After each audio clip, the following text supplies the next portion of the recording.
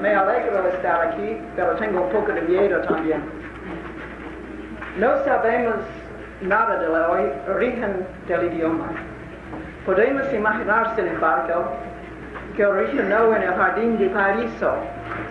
Quizás un día Adán preguntó a Eva, ¿no? Y Eva contestó,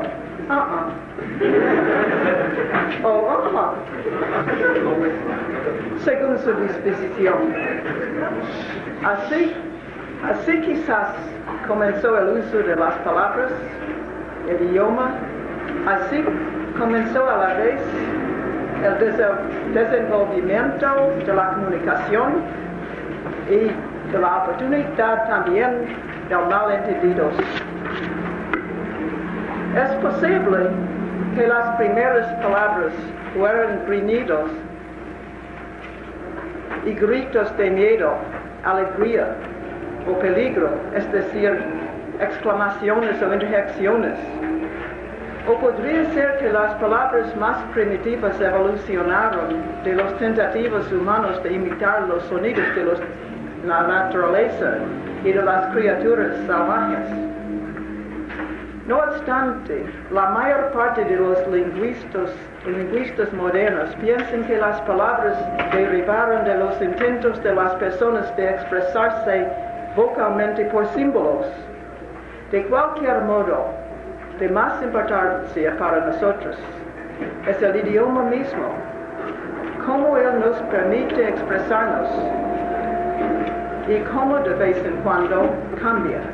Si no se usan las palabras con propiedad, si están mal usados, pueden engañar, torcer y llevar a conclusiones erróneas, llegando así a ser verdaderas trampas lingüísticas. El idioma es el instrumento de comunicación más importante. Ha facilitado esfuerzos aunados, o sea, la cooperación. Así, ha permitido el aumento de la producción. El idioma ha ayudado también a la unificación de las sociedades y al desarrollo de las culturas. Ha estimulado la expresión individual y la evolución intelectual. El idioma nos permite transmitir información a través de toda la sociedad, de persona a persona y de generación a generación. Es así que el idioma nos permite aprender no solo de las experiencias personales, sino de las experiencias ajenas, de personas que viven muy lejos, igualmente de personas que vivieron muchos años atrás. Entonces, es importante poder comunicar eficazmente y evitar a la vez todos los conceptos falsos. Por eso, debemos emplear el idioma con consideración para comunicar las ideas que queremos expresar. Debemos escoger cuidadosamente las palabras. El idioma sigue desarrollándose, se desenvuelve continuamente, mientras que aparecen ideas nuevas, ideas que deben ser anunciadas y diseminadas al público, al pueblo. Frecuentemente las personas, los especialistas, los científicos y los eruditos en particular no encuentran el vocablo apropiado para expresarse. Cuando ellos, al querer explicarse siempre más precisamente, adoptan palabras nuevas, aumentan y enriquecen el idioma. Para acomodar ideas y modos nuevas, tanto como la creciente información científica, se crean diariamente nuevas palabras y se apropian nuevas palabras de otros idiomas. Hay muchas palabras en el castellano de inglés ahora. También cambian de vez en cuando el uso y el sentido de palabras existentes. Por ejemplo, fíjense en las muchas palabras nuevas que hemos adoptado a causa de los hippies. También a causa del progreso electrónico y de la invención de las computadoras. Algunas palabras nuevas y algunos sentidos nuevos facilitan la comunicación. Si llegan a ser palabras útiles, se aceptan consiguientemente en el idioma. Si las palabras no resultan ser inconvenientes, no pueden aclarar, sino que pueden confundir.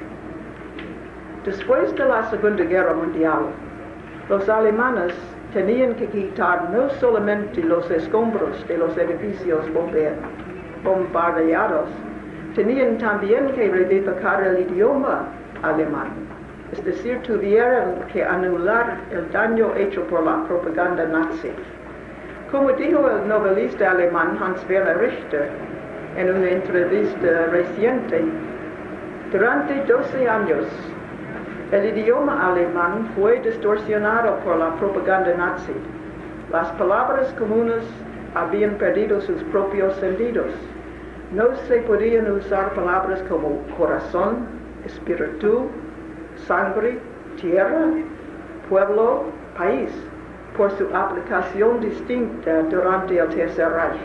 Habían adquirido sentidos e inferencias especiales. Leonard Reed, el presidente a través de muchos años de la Fundación para la Educación Económica para que trabajo yo, contó una anécdota para ilustrar la manera por la cual las palabras que usamos y oímos influyen en la lengua y en nuestro pensamiento. En 1947, Reed asistió en Suiza a la conferencia inaugural de la Sociedad Montalorán.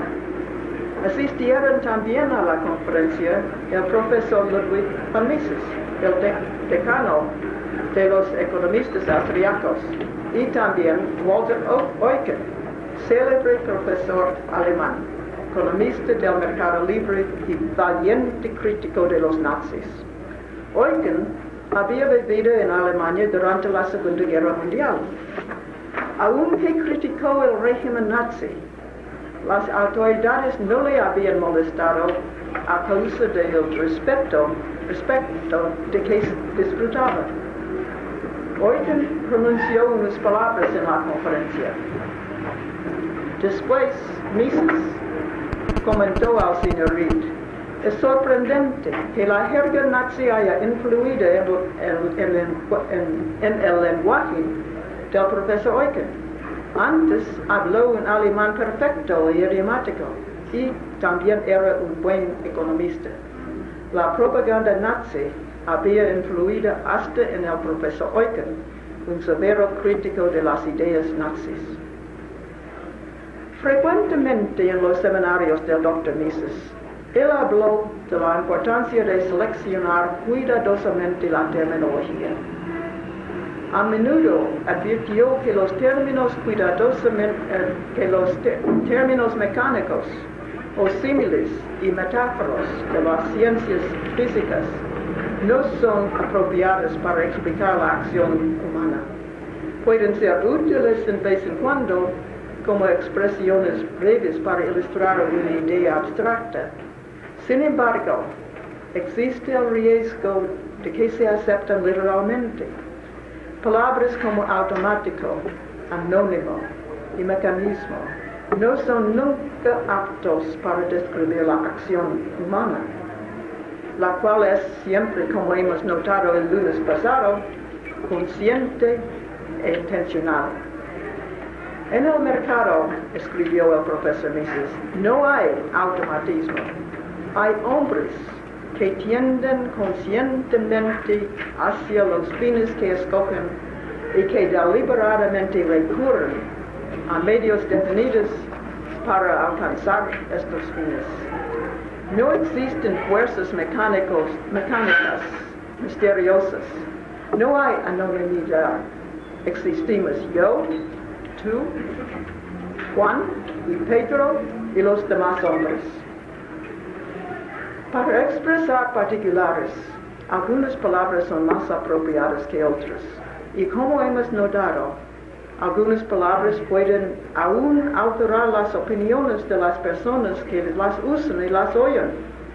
Por eso debemos escoger las palabras con cuidado por temor de que lleguen a ser trampas lingüísticas, ocultando así y torciendo el sentido deseado.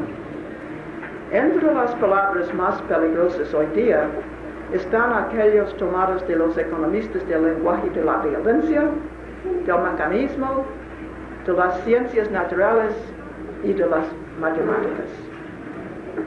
Examinemos, por ejemplo, la palabra revolución, una palabra que tiene dos sentidos básicos.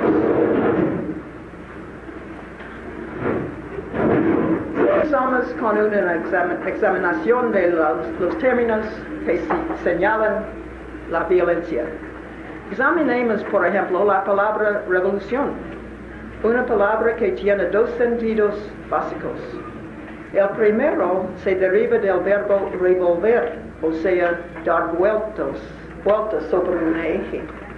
El segundo se refiere al violento trastornamiento de un régimen, frecuentemente de un régimen gubernamental. Algunos escritores que examinaron el desarrollo industrial durante la última parte del siglo XVIII y el principio del siglo XIX emplearon la palabra revolución para referirse a los cambios tecnológicos. Claro que no consideraron los acontecimientos de este desarrollo dando vueltas sobre un eje. Evidentemente emplearon la palabra revolución para indicar un vuelco en corto plazo de los métodos productivos anteriores. Los historiadores prudentes saben bien que el régimen anterior no entró en decadencia súbitamente por fuertes golpes de la máquina de vapor y del telar mecánico, como lo describió el historiador Arnold J. Toynbee.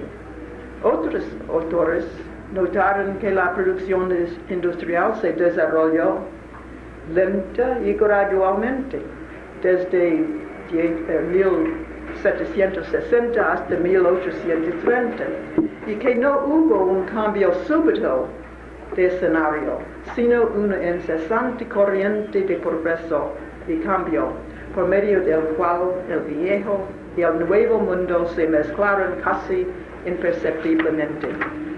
El historiador económico T.S. Ashton también criticó el uso del vocablo revolución en este sentido. El sistema de fábricas con producción ensamblaje no se produjo para destruir el sistema medieval de obra manual, la industria en pequeña escala, pero el uso del término según Toynbee lo implica. Sin embargo, la frase la revolución industrial ha ganado desde entonces amplia aceptación en el idioma, y la frase lleva consigo desafortunadamente la connotación de violencia, a la vez que implica que los cambios producidos por la revolución se opusieron a los deseos y las demandas del pueblo. Okay.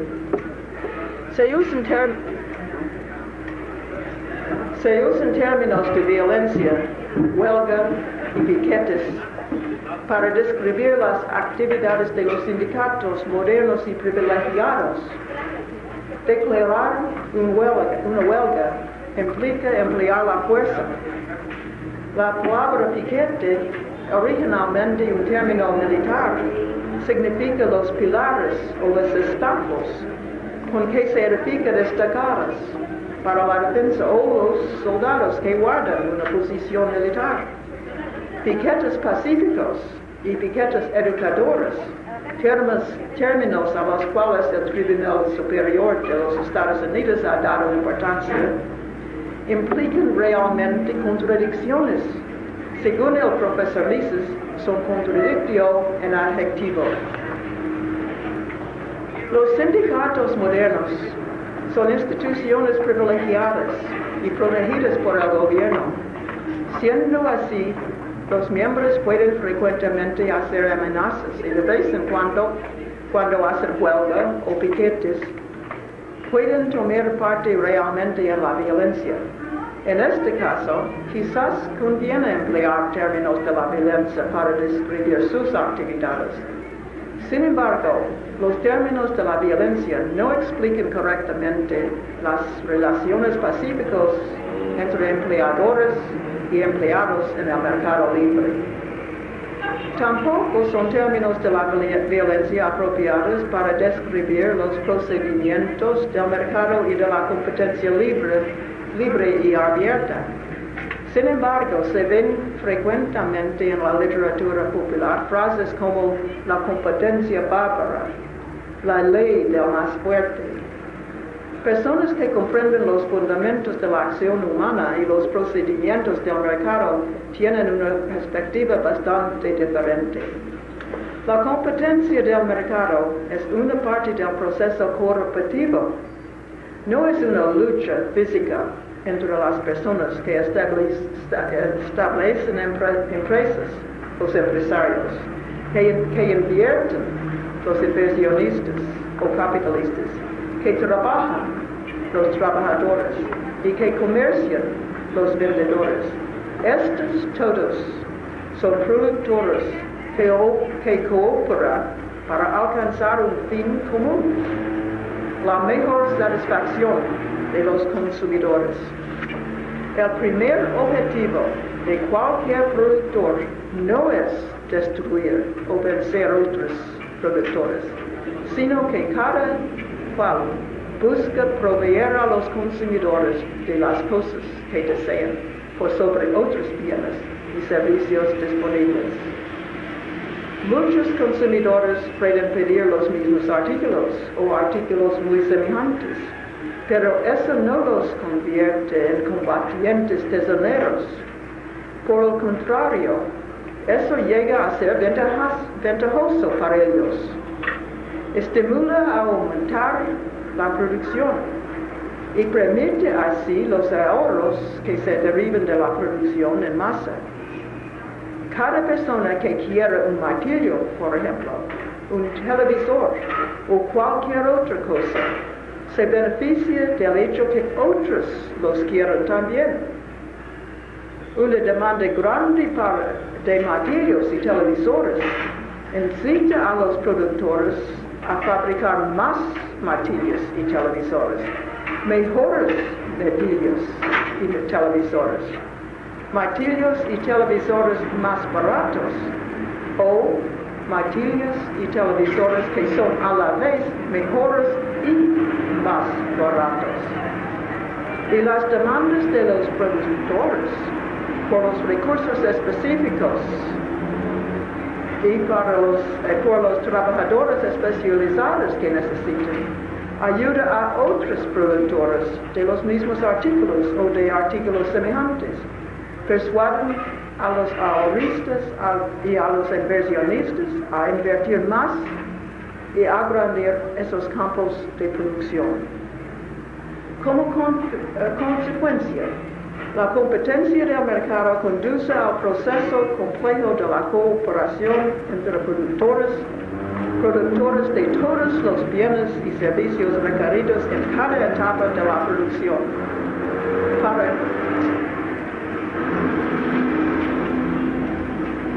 Para convertir las materias primas en bienes perfeccionados y transportarlos a los últimos consumidores.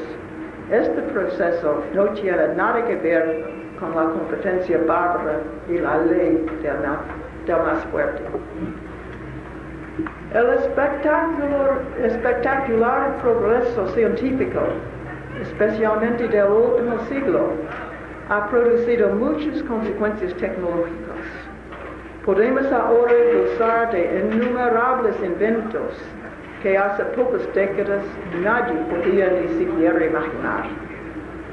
Por consiguiente, el prestigio de las ciencias naturales ha aumentado notablemente. Muchas de las mejores fueron desarrolladas por medio de experimentos controlados. Tales experimentos controlados permitieron a los científicos físicos analizar los fenómenos físicos cuantitativamente así como cualitativamente. Siendo así, muchas personas esperan hoy día que la ciencia de la acción humana también siguiese una ruta semejante. Según esta concepción, la ciencia cualitativa de la acción humana, o sea, la economía, también debe convertirse en una ciencia cuantitativa. Pero ambos, la materia y la metodología de la acción humana, son bastante distintas de aquellas de las ciencias físicas. Por eso, la economía no puede seguir la misma ruta que las ciencias físicas. Además, los términos que se usan para describir y explicar las ciencias físicas no son aptos para describir y explicar la acción humana. Como hemos discutido en la primera conferencia, la economía trata de las acciones conscientes e intencionales de los individuos, mas sus acciones dependen de sus ideas, que cambian incesantemente. No podemos ni expresar cuantitativamente ni medir las ideas o las acciones, como lo podemos con los fenómenos físicos. Además, no hay relaciones constantes en el campo de las ideas y de las acciones, y es imposible llevar a cabo experimentos controlados. Sin embargo, la economía se crea por medio de las acciones de individuos, acciones que dependen de sus ideas individuales. Sin los individuos y sus acciones, no habría economía, no habría mercado. Los fenómenos del mercado son siempre las consecuencias de las acciones de personas que viven, piensan y actúan. No las son de autómatos o de robots. En consecuencia, palabras como mecanismo, automático, estabilizadores incorporados, ciclos, equilibrio, no son apropiadas para describir el proceso del mercado. Hace muchos siglos, algunas personas descubrieron que podían mejorarse si dividían el trabajo y intercambiaban los resultados de sus esfuerzos ahora especializados. Se dieron cuenta que por medio de la cooperación, la división del trabajo y el intercambio, podían aumentar la cantidad de bienes y servicios disponibles. Por consiguiente, podían mejorar la posición de cada participante. Con este reconocimiento, comenzaron a emprender proyectos que, paso a paso, produjeron el mercado. Al principio, sus transacciones fueron solamente en pequeña escala, pero gradualmente, cuando notaron las utilidades, ensancharon la cooperación, la división del trabajo y el comercio. Poco a poco, comerciaron con más personas por todo el mundo. Así, el mercado es el éxito de la cooperación que evolucionó de las acciones conscientes e intencionales de muchos individuos. La sociedad misma, según Mises, es producto de la cooperación social. Cuanto más se aprovecharon de tales circunstancias, tanto más extensa y compleja llegó a ser la cooperación, tanto más especializada la división del trabajo y tanto más extensivas las transacciones comerciales. Paso a paso evolucionaron los procesos eslabonados, complicados y los negocios trascendentes del mercado corriente. Hoy día, todos nosotros usamos y consumimos bienes y servicios que provienen de muchos países. Nadie ha proyectado ni siquiera imaginado los efectos prolongados y de largo plazo de la cooperación. Sin embargo, con el tiempo los resultados han llegado a ser tan beneficiosos que parece que alguien debe haberlos planeado conscientemente.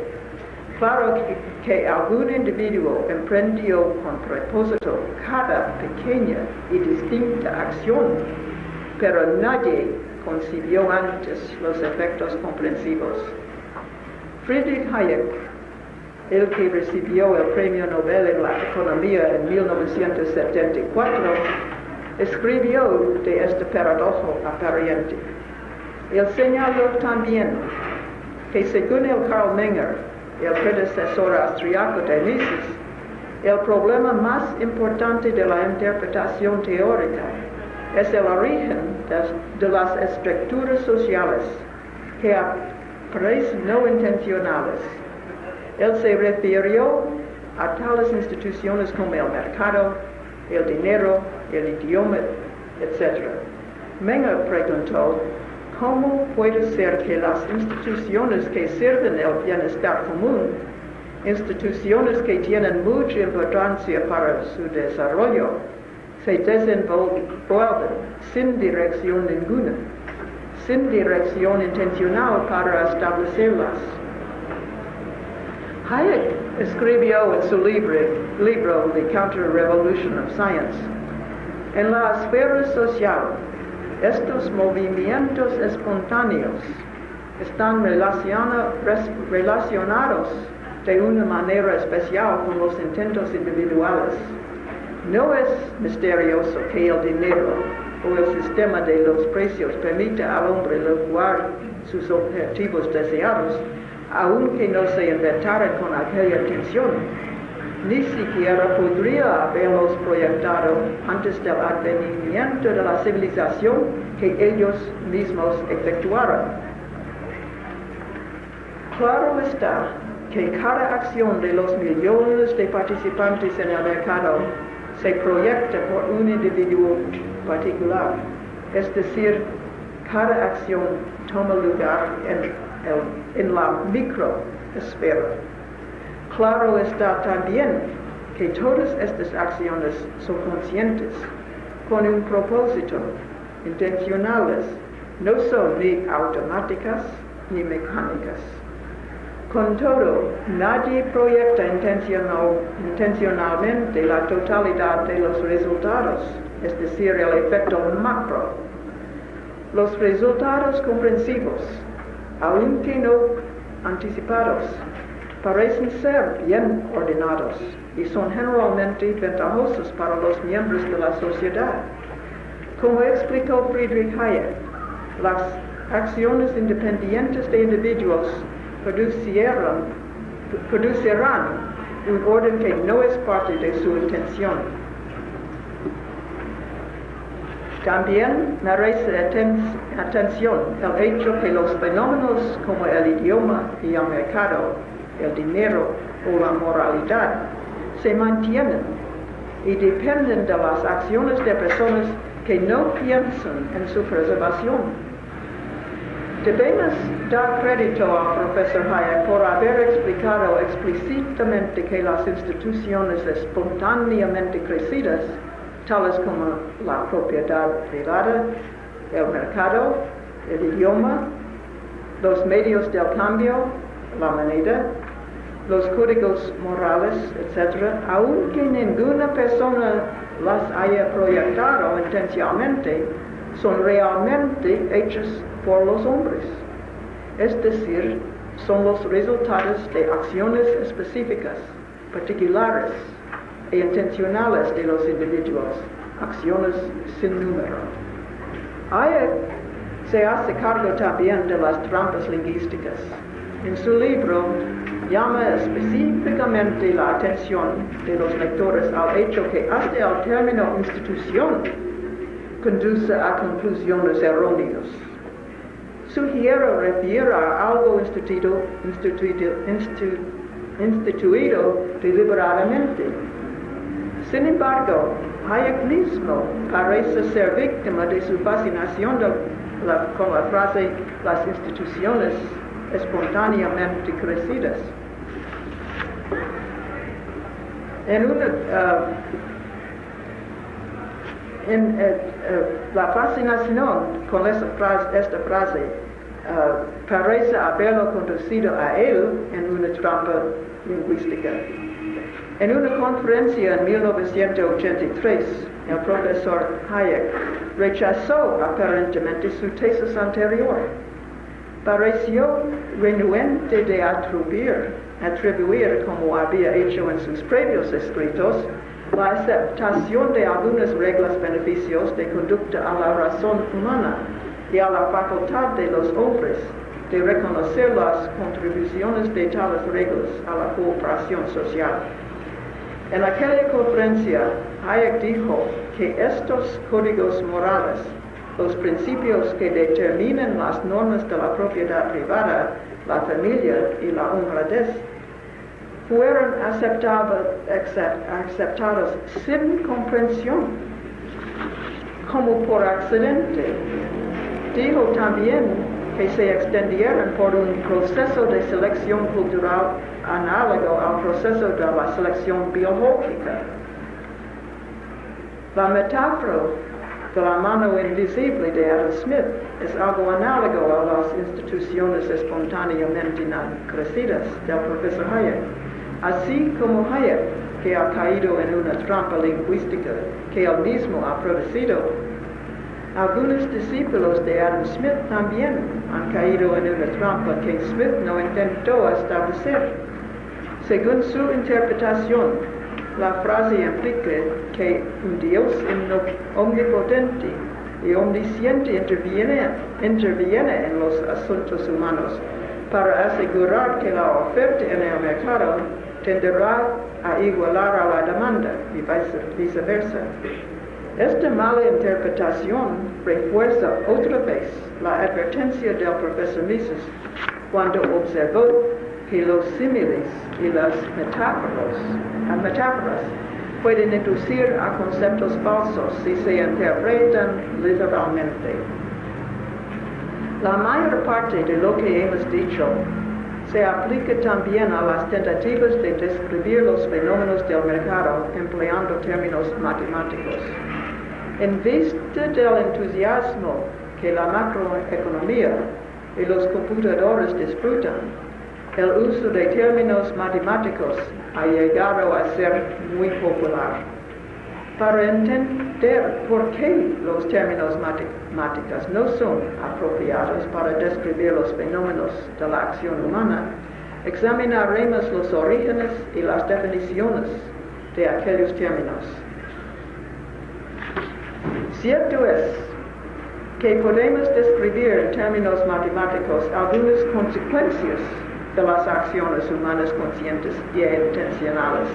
Se pueden medir, contar y pesar las materias primas y los productos agrícolas que se extraen de la tierra. También se pueden añadir y medir por varios modos los bienes físicos producidos por la cooperación de los empresarios, los inversionistas y los trabajadores.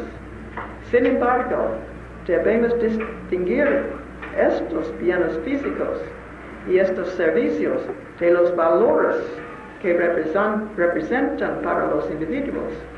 Y son los valores, no los bienes físicos, lo que constituye la materia económica. Los científicos naturales que analizan el mundo y el universo intenten delinear en unidades medibles la distancia, el área, el peso, el volumen, el tiempo, el sonido, el calor, la luz.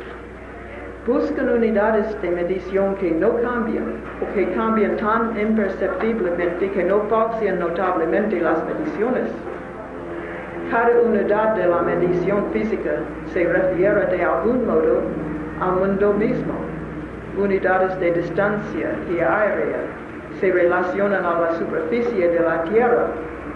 El periodo por el cual calculamos años, meses, días, horas, minutos y segundos depende de la rotación de la Tierra y el movimiento de las estrellas.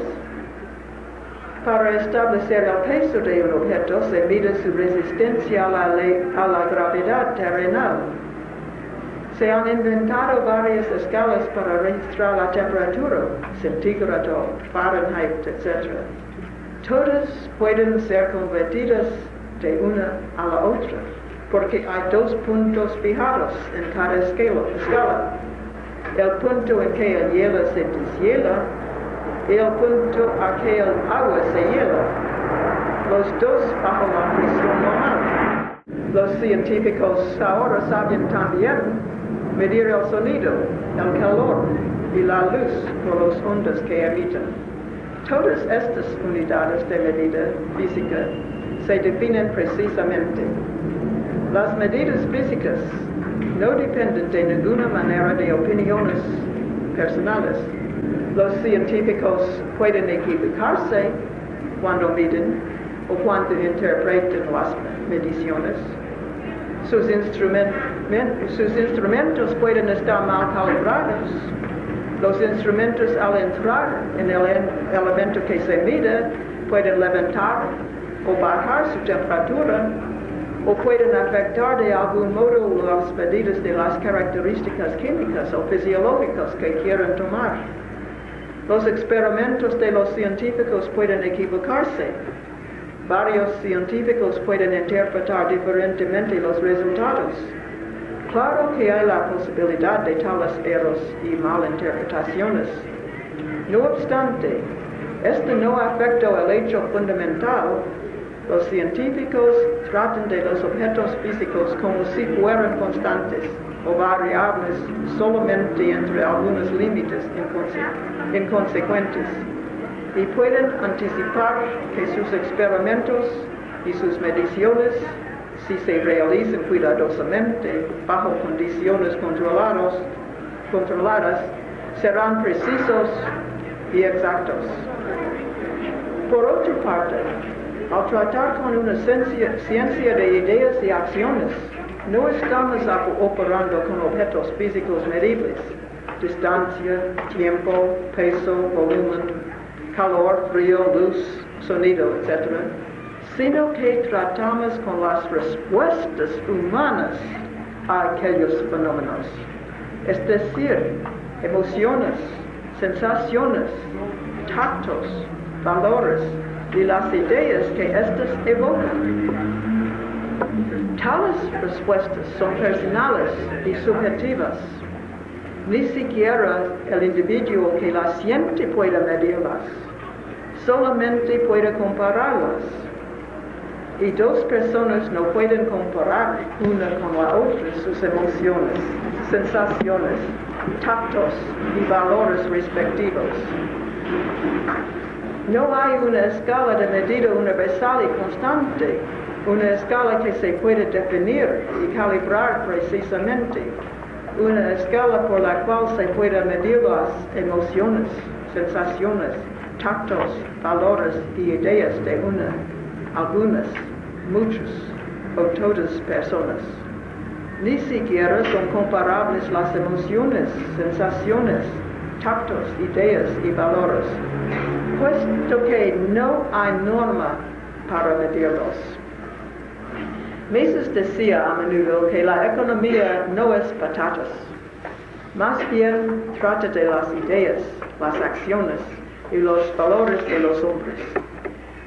Por medio de la economía podemos deducir las teorías y el entendimiento.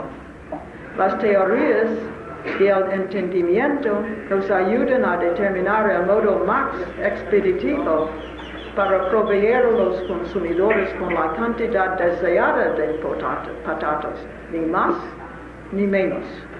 Si se producen más patatas de las que los consumidores quieren, se malgasta el tiempo, el trabajo y otros recursos que podrían haber sido empleados para producir cosas más deseadas por los consumidores. Si se producen menos patatas, los consumidores carecen de patatas que quisieran consumir.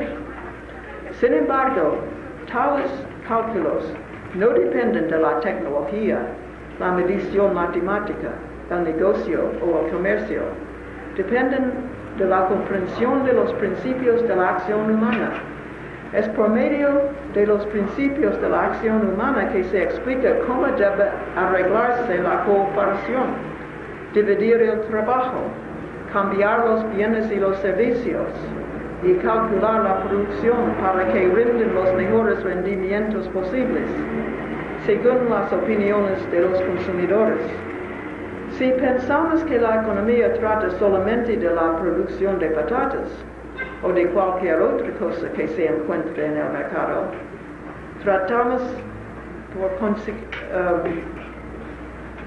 por consecuencia analizar los resultados matemáticamente, llegamos quizás a interpretaciones o conceptos falsos. Debemos recordar de qué se ocupa la acción humana, el mejoramiento de la situación de todo el mundo. Durante este curso, vamos a aludir a algunos términos matemáticos populares que se aplican frecuentemente a conceptos económicos: la balanza de pagos, el nivel de precios, precios estables, la tasa de ganancia, el equilibrio, los ciclos de negocios o de trato, varios índices, la renta nacional, el Producto Bruto Nacional. Usar cualquiera de estos términos que implica una precisión matemática puede llevarnos a trampas lingüísticas graves. Implican algo que no es cierto. Implica que se puede medir, cuantificar y pronosticar con regularidad las ideas y acciones de individuos. Refiriéndonos a estos varios conceptos, vamos a explicar el por qué no son aptos. Explicaremos también cómo la ciencia de la acción humana puede contribuir mucho al conocimiento y al entendimiento de las relaciones sociales y los procesos del mercado. Gracias.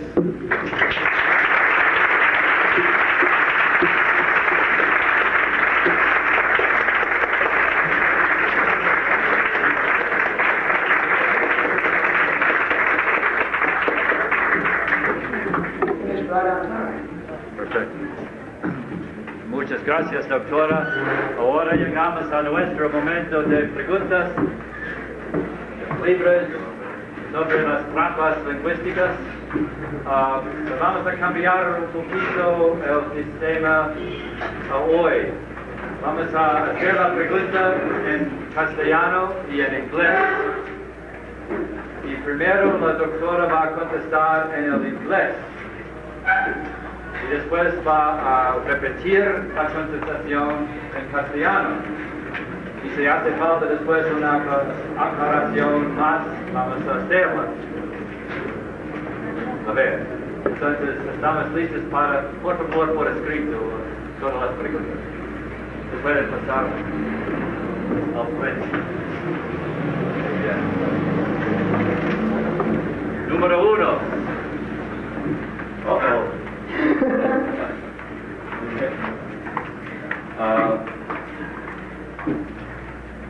Primero en inglés.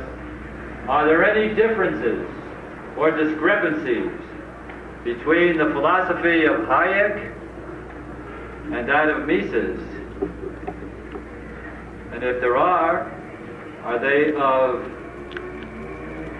economic nature? Déjame castellano primero. Professor Hayek. Déjame en castellano. Para los que no captaron. ¿Existen diferencias o discrepancias entre la filosofía de Hayek y la de Mises? Son, si las hay, de tipo económico. Professor Hayek has said in recent years that he does not accept the a priori basis for economics. I don't know what he does start his reasoning on, but he made a speech at Hillsdale denying the a priori. He I believe he has some positivist tendencies to think of economics as something that can be dealt with in the collective, in the aggregate. And if you have enough statistics, you can reach some economic principles that way. Creo que el Dr. Hayek ha rechazado en años recientes el basis a priorística de la economía. La base a priorística de la economía. Habló una vez en Hillsdale College diciéndolo. También tiende a pensar que si trata de números grandes se puede llegar a principios económicos.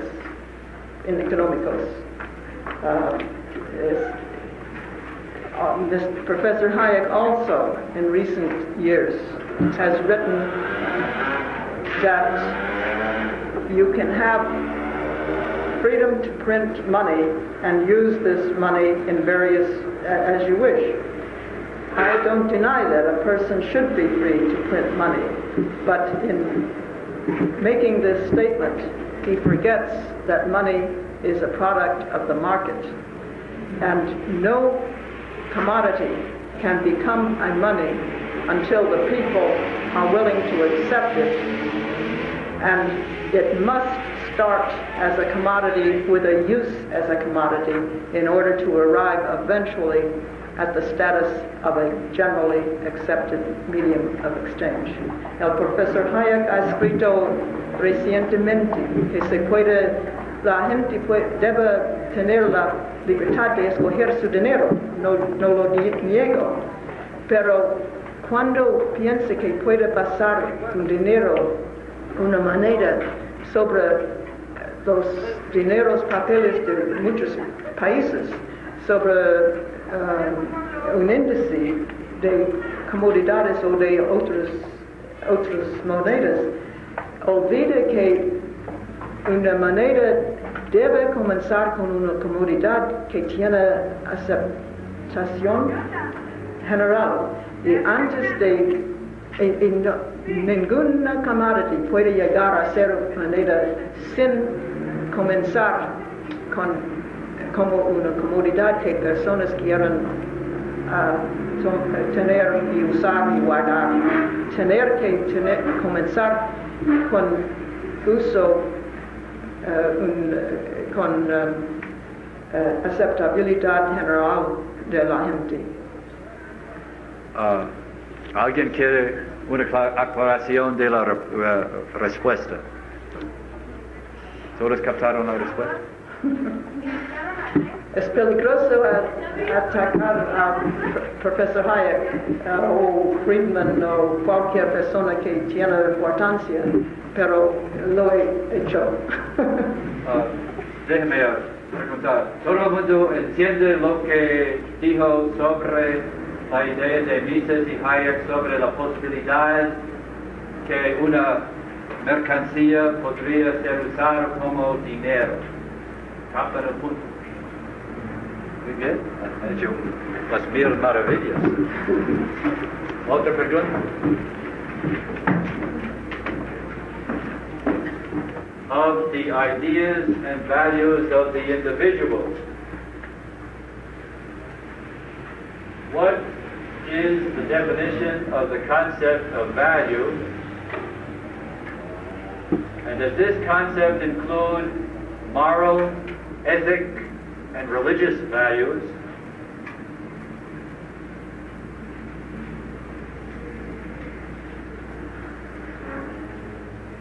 So that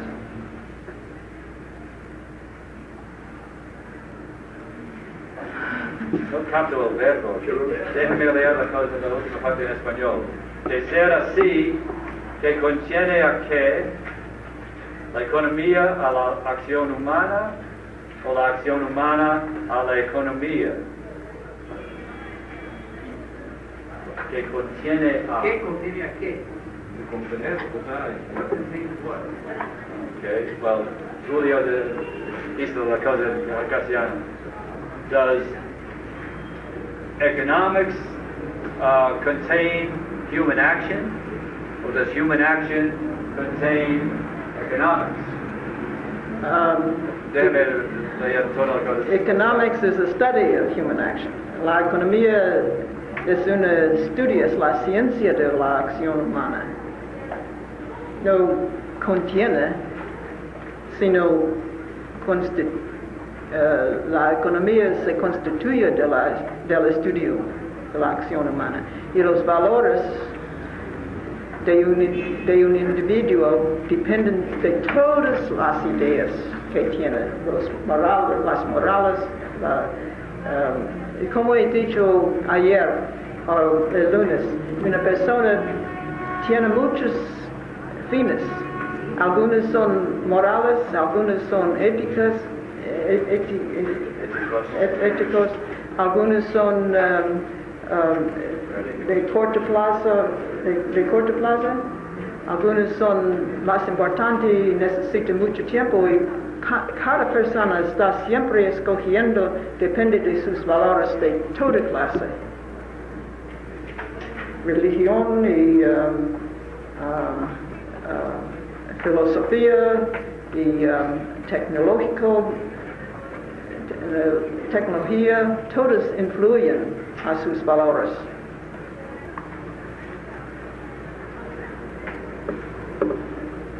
¿Y más?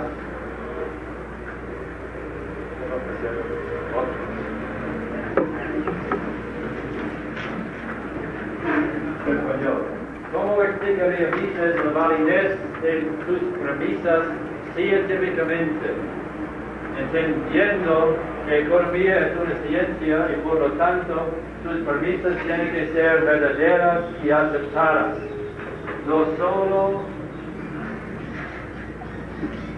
autoevidentes como él las explica? ¿No se diría entonces que todas sus bonitas conclusiones son falsas? Por tanto, economía no es ciencia. How does Mises explain the validity of his premises scientifically, knowing that economics is a science, and therefore its premises must be true and accepted, not only self-evident, as he himself explains? Is it not so, then, that all of his pretty conclusions are thereby false, and that therefore economics is not a science? No entiendo si son... Es algo enredada la pregunta. Este piso lo lleva. ¿Quién hizo la pregunta? ¿Por qué no haga una pregunta más corta? Vamos a dividir la cosa en partes. Pase adelante.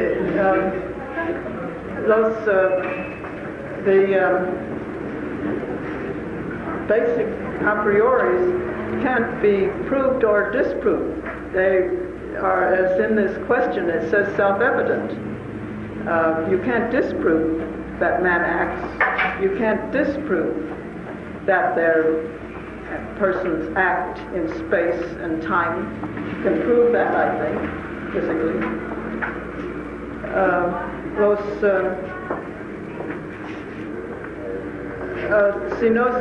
Si no acepta a priori que man actúa, ¿qué hace usted? ¿No está haciendo, no está actuando? Y si está actuando, entonces creo que parece ser la verdad. Y hay que juzgar cada etapa de lógico para ver que no hay desviaciones. Y si el lógico anda paso a paso, lógicamente, que no si una persona no se equivoca, entonces las conclusiones serán tan verdad que la fundamental.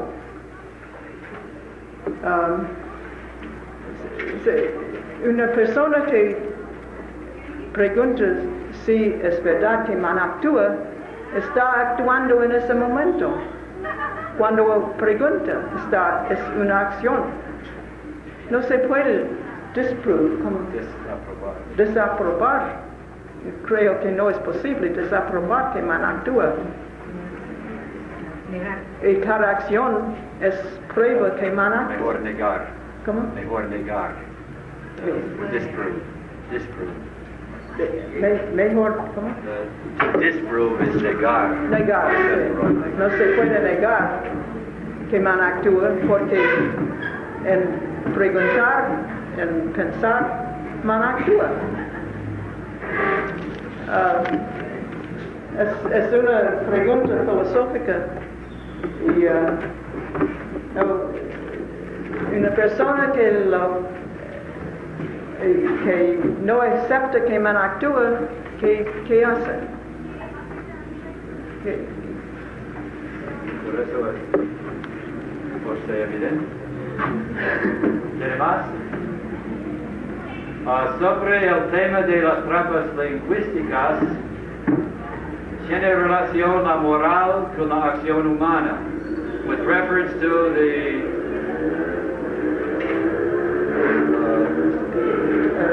language traps. Okay, the language traps.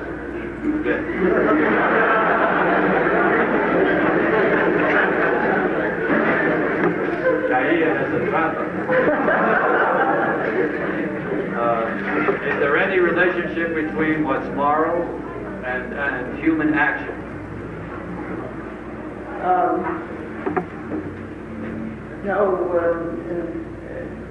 El mercado trata de las acciones pacíficas, no de las acciones violentas. Y por eso el mercado asume la moralidad general, presume que las personas aceptan la idea de cambiar pacíficamente y no pelear. Trata de un sistema voluntario. Y por eso depende de la moralidad. No se puede tener un mercado entre ladrones y matadores, porque no hay cooperación en una sociedad de esa clase. Specifically, what does Mises think of the liberty of association when men get together to create immoral markets? For example, the prostitution. ¿Qué opina Mises de la libertad de asociación cuando los hombres se unen para crear mercados inmorales, como por ejemplo la prostitución?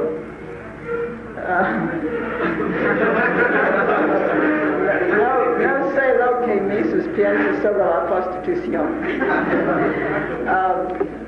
Creo que es algo que se hace ilegal hoy día y es también inmoral de acuerdo con muchos, quizás la mayor parte de las religiones, pero es como en los Estados Unidos probamos en los 20s a prohibir el alcohol, y cuando el gobierno trata de prohibir algo que es popular y es de fuera de la naturaleza humana, no se puede enforce. Enforce. ¿Cómo? Es difícil. Las personas no obedecen a la ley. Y es igual con la prostitución, también las drogas. Las drogas. Sí,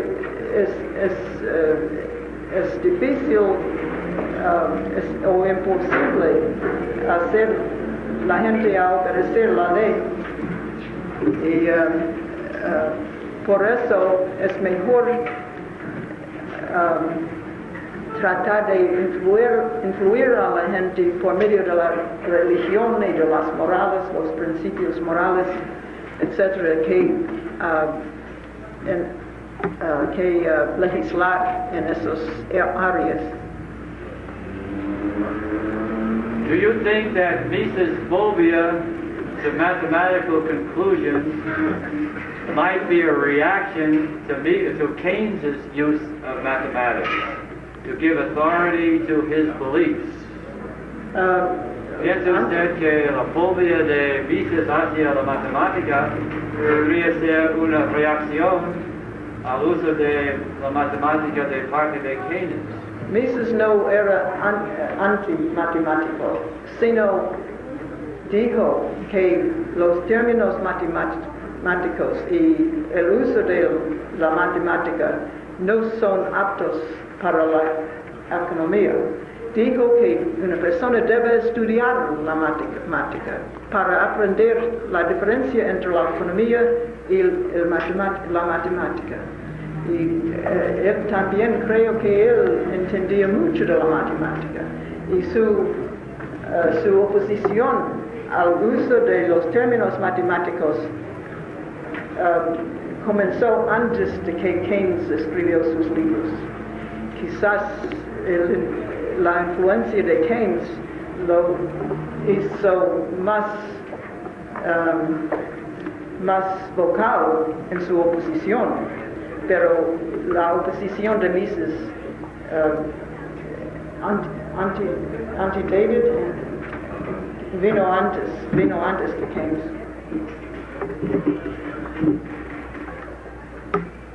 Are the subjective means taken by consumers more exact than our physical measurements? Son las medidas subjetivas del consumidor más exactas que las mediciones físicas. Las mediciones físicas pueden medir cosas físicas. Los valores de los individuos son personales y subjetivos y cada individuo sabe lo que son sus valores. No son exactos, exacto no es un término propio para usar con valores. Personas prefieren algo a otra cosa, pero cuando usted tiene 2, 3 hijos, se puede decir quizás que usted ama a uno más o menos que otro, pero no se puede medir la diferencia. El valor en el mercado es como el amor. No se puede medir, pero persona sabe. Cuando un joven tiene 2 chicas, sabe lo que prefiere. Pero, y la chica también sabe cuál joven se prefiere. Pero no se puede medir la diferencia. Es una preferencia personal. Es subjetiva. El colmo sigue. Uno de los filósofos entre ustedes está preguntando, are you familiar with the a priori concept that Kant has? If so, how does it differ, if it does, with the one Mises has? You can politely excuse yourself. Quiero aprender más. ¿Es usted que ha preguntado? ¿Quién ha preguntado? No. ¿Usted? Pregúntame, dígame la diferencia después. Muy bien, entonces vamos a perdonar. No es licenciado. No sé todo. Tengo mucho que aprender en el mundo todavía. Mucho. La pregunta aquí de Endo es largísima.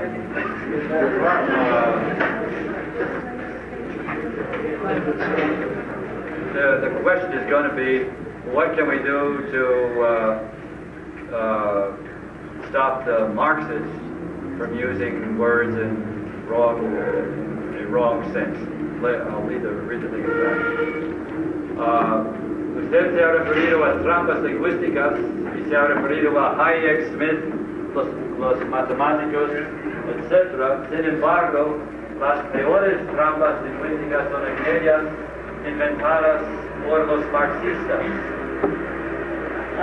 Los marxistas hablan de clases, no hay clases distintas en el mercado libre. Los marxistas hablan de la explotación del empleador al empleado.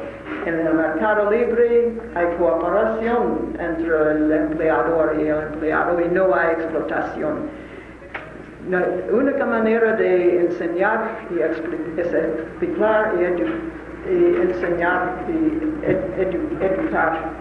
No hay otro método a explicar. Si algunas personas persisten en usar términos que no son aptos, no se puede matarlos, debe enseñarlos a usar las palabras más correctamente. Es la educación, solamente es la única método de cambiar el mundo. Gracias.